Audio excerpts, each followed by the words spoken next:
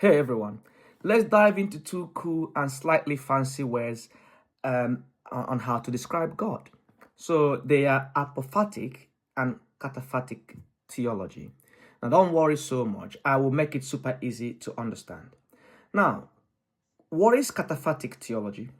Cataphatic theology is positive talk about God. This is when we describe God by saying what God is. An example of this could be when we say God is love, God is merciful, God is powerful. So cataphatic theology is when we attribute positive to God by saying God is this, God is that. Why is this great? It helps us feel closer to God. It gives us words to praise God and words to understand God a bit better. However, there is a challenge with this approach to describing God.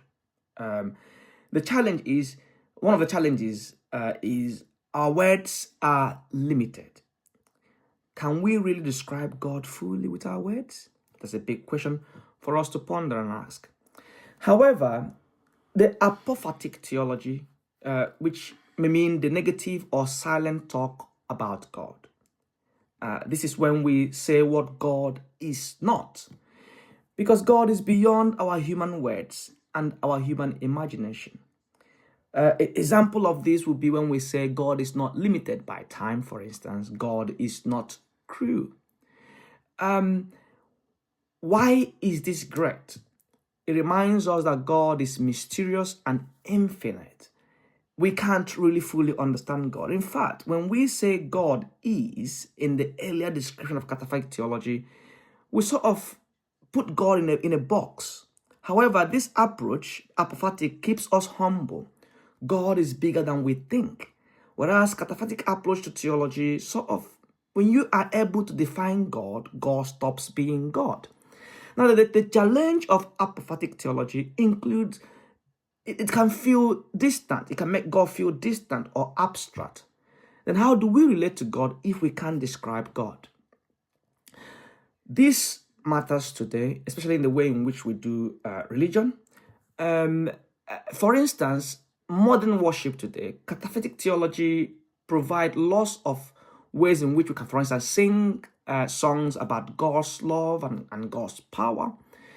However, mysticism and silence is very very similar to in a way in which we can talk about apophatic theology.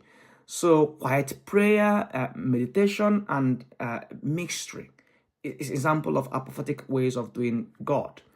Balance is key though. Too much cataphatic theology, God might feel too familiar, like a friend, like a body to us. I mean, people might say there's no problem with that. However, too much apophatic theology as well might make God feel a little distant, unreachable, or detached from human reality. But anyway, both of these help us grow. We can praise God with words, but also sit in silence, knowing He's beyond our understanding. I wonder what you guys think about this. Do you experience God more through words or through silence? I want you to drop a comment and let me know. Thank you.